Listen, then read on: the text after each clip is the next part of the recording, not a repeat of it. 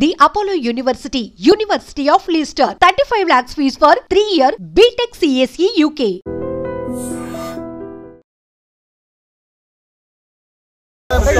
Hitachi Pharma chemicals blast జరిగింది. 9:35 మధ్యలో జరిగిందండి. ఇమీడియట్ గా 10 minutes దూరంలో ఉన్న పోలీస్ స్టేషన్ కి ఏసీపీ ఆఫీస్ చెప్పడం జరిగింది. వాళ్ళు within 20 minutes NDRF, SDRF, DDRF, insurance, fire engine, revenue, police, state సంబంధించిన బలగాలందరూ కూడా ఇక్కడ రావడం జరిగింది. ఇప్పుడు వరకు 6 స్పాట్ లో డెడ్ బాడీని ఫైండ్ అవుట్ చేయడం జరిగింది. 6 డెడ్ బాడీలు.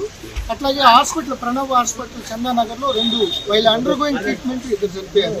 So 8 members confirmed. So 26 members injured అయ్యారు. దాంట్లో కూడా 2-3 చాలా సీరియస్ గా ఉన్నారు.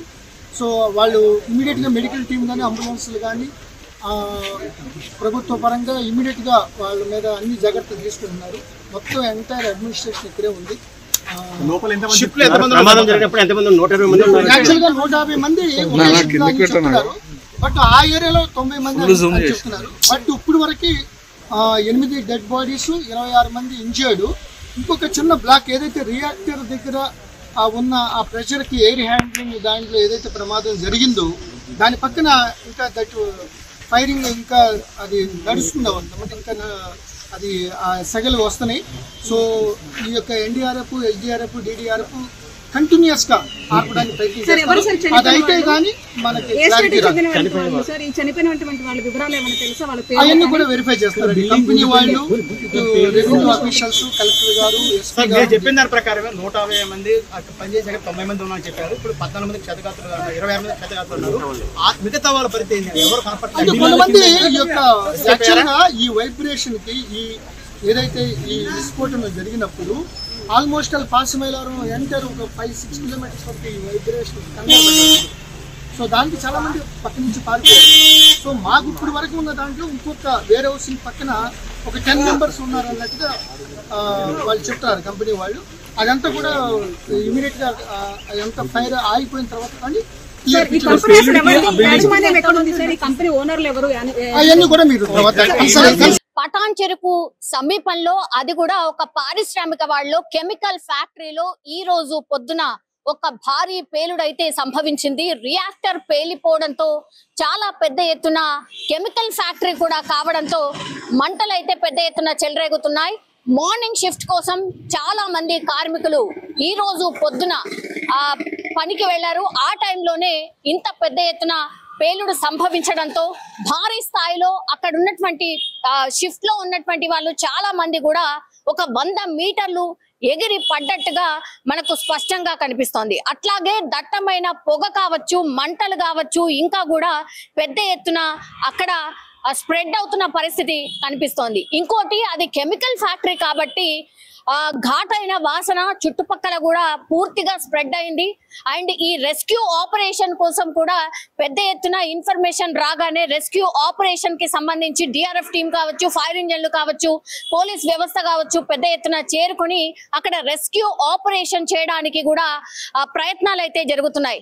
మనకు ఇప్పుడున్నటువంటి సమాచారం మేరకైతే 20 నుంచి 30 మందికి తీవ్ర గాయాలైనట్టుగా, అట్లాగే ట్రీట్మెంట్ కోసం సమీపంలోని హాస్పిటల్ కి తరలించినట్టుగా మనకున్నటువంటి ఇన్ఫర్మేషన్. అయితే డాక్టర్స్ ఆల్రెడీ వాళ్ళ దగ్గరికి అంటే హాస్పిటల్ కి తీసుకొని వెంటనే ఒక 5గురు అయితే చనిపోయినట్టుగా చెప్తున్నారు. అండ్ కాసేపటి క్రితం ఇంకో 5గురు కూడా మరణించినట్టుగా డాక్టర్లు అయితే నిర్ధారించినటువంటి పరిస్థితి అయితే కనిపిస్తోంది. సో టోటల్ 10 మంది ఇప్పుడు మరణించినట్టుగా మనకున్నటువంటి ఇన్ఫర్మేషన్. సో అతి పెద్ద పేలుడుగా భావిస్తున్నారు. అండ్ దట్టు ఒక కెమికల్ ఫ్యాక్టరీ కావడంతో అక్కడ ఉన్నటువంటి సమీప ప్రజలు కూడా ఆ ఘాటైన వాసనకి తీవ్ర ఇబ్బందులు పడుతున్నారు. వాళ్ళు ఇళ్ల నుంచి కూడా బయటికి దూరంగా వెళ్ళిపోయినట్టుగా కూడా చెప్తున్నారు. మనకు తెలుసు సిటీ శివారు ప్రాంతాలు కూడా ఆల్మోస్ట్ ఇప్పుడు కలిసిపోయినాయి. అంటే సిటీ శివారు ప్రాంతాల్లోనే ఇవన్నీ కూడా ఫ్యాక్టరీస్ ముందు ఉండేవి,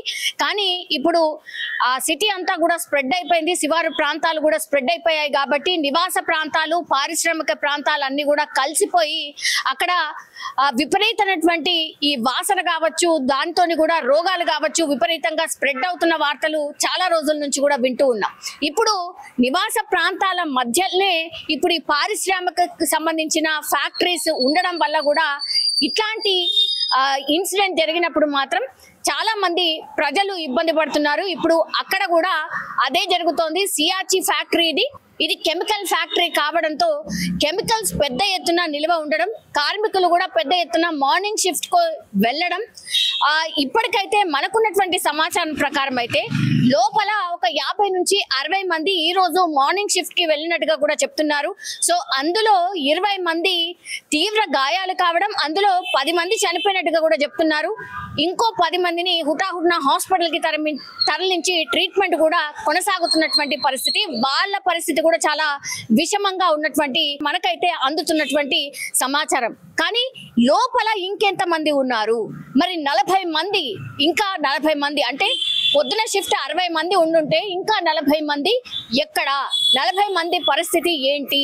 లోపల ఎవరైనా కార్మికులు ఉన్నారా అని లోపలికి వెళ్లే ప్రయత్నం చేస్తున్నప్పటికీ కూడా నేను ఇంతకు ముందు చెప్పినట్టుగా అది కెమికల్ ఫ్యాక్టరీ కావడంతో రెస్క్యూ ఆపరేషన్ కూడా చాలా ఆలస్యంగా జరుగుతోంది అని చెప్పొచ్చు. ఎందుకంటే పెద్ద ఎత్తున ఘాటైన వాసనలు, కెమికల్ ఫ్యాక్టరీ, కెమికల్స్ పెద్ద ఎత్తున స్ప్రెడ్ అవ్వడం, మంటల్లో మండిపోవడం, కళ్ళు మంటలు, అట్లాగే ఊపిరి తీసుకోవడం కూడా చాలా ఇబ్బందిగా మారినట్టు చెప్తున్నారు. అందుకని రెస్క్యూ ఆపరేషన్ కూడా చాలా స్లోగా జరుగుతోంది. లోపలికి వెళ్ళడానికి చాలా కష్టంగా ఉన్నటువంటి పరిస్థితి అయితే అక్కడ కనిపిస్తోంది.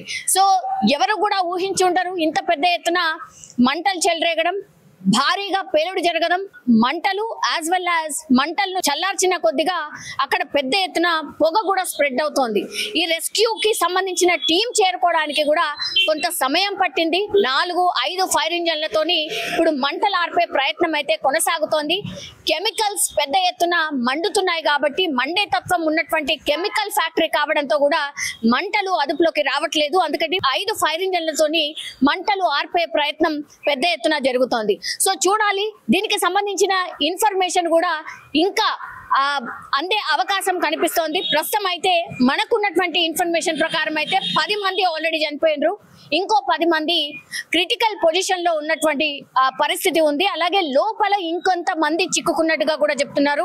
వాళ్ళని బయటకి తీసుకొచ్చే ప్రయత్నం ఒకటి జరుగుతోంది. ఇంకోటి కార్మికులకు సంబంధించిన కుటుంబ సభ్యులు పెద్ద ఎత్తున ఈ సియాచి ఫ్యాక్టరీ దగ్గరికి చేరుకుంటున్నారు.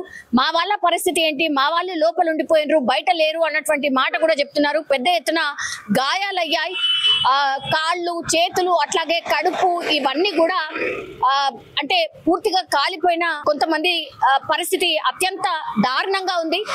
సో పెద్ద ఎత్తున బర్నింగ్ ఇంజరీస్ ఎవరికైతే జరిగినాయో వాళ్ళు చనిపోయినట్టుగా చెప్తున్నారు. ఇంకా చాలా మందికి బర్నింగ్ ఇష్యూస్ చాలా పెద్ద ఎత్తున ఉన్నాయి. వాళ్ళ పరిస్థితి కూడా విషమంగా ఉన్నట్టు చెప్తున్నారు. సో ఒక్కసారిగా హైదరాబాద్ లో ఒక పారిశ్రామిక వాడలో జరిగినటువంటి అతిపెద్ద ఇన్సిడెంట్, అతిపెద్ద భారీ పేలుడు చాలా విషాదాన్ని నింపిందని చెప్పొచ్చు. నిజంగా ప్రస్తుతం ఉన్నటువంటి సమాజం దేనికి ప్రయారిటీ ఇస్తుంది?